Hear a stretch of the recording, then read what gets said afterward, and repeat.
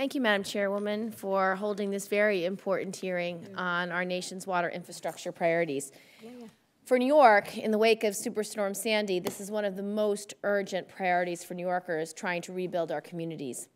I want to thank Assistant Secretary Darcy for your willingness to testify before this committee twice in 2 weeks and for your strong commitment to helping my state. I am incredibly grateful because all of the communities in the Northeast that were damaged by Sandy are in urgent need, and we will need your assistance in rebuilding our communities and our coastal infrastructure. For Madam Chairwoman and Senator Vitter, I share your commitment to having a strong WRDA bill this year. New York is not only a maritime state, it has 127 miles of coastline, but our state is also home to 70,000 miles of rivers and streams and 76,000 freshwater lakes, ponds, and reservoirs, and hundreds of miles of shorelines along Lakes Erie, Ontario, and Champlain, and the St. Lawrence Seaway.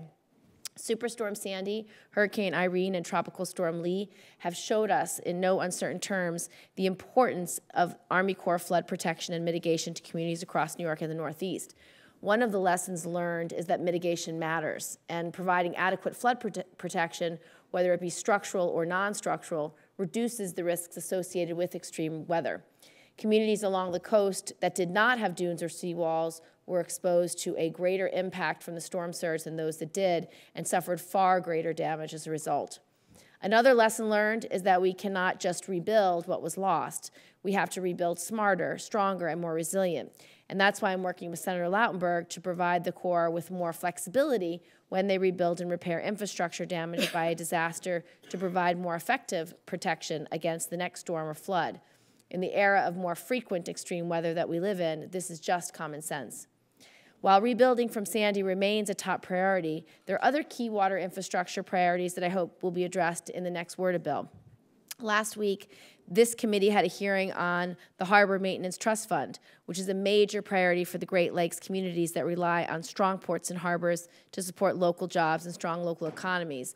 I fully support Chairwoman Boxer's efforts to include a Harbor Maintenance Trust Fund guarantee in the next WRDA bill. The Army Corps also has an enormous responsibility to protect the Great Lakes against the threat posed by Asian carp. These invasive species pose a significant threat to the Great Lakes and to the regional economy of Western New York. The Army Corps must move quickly to finalize the Great Lakes Mississippi River interbasin study, which must be completed by January 2014, so that additional measures can be taken to prevent the flow of carp from the Mississippi River basin into the Great Lakes. Maintaining our nation's water infrastructure is one of our biggest responsibilities as a federal government.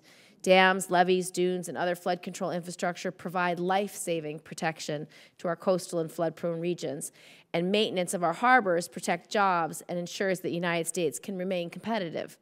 And keeping our lakes and streams free of dangerous invasive species keeps our drinking water clean and our sporting and recreational industry strong.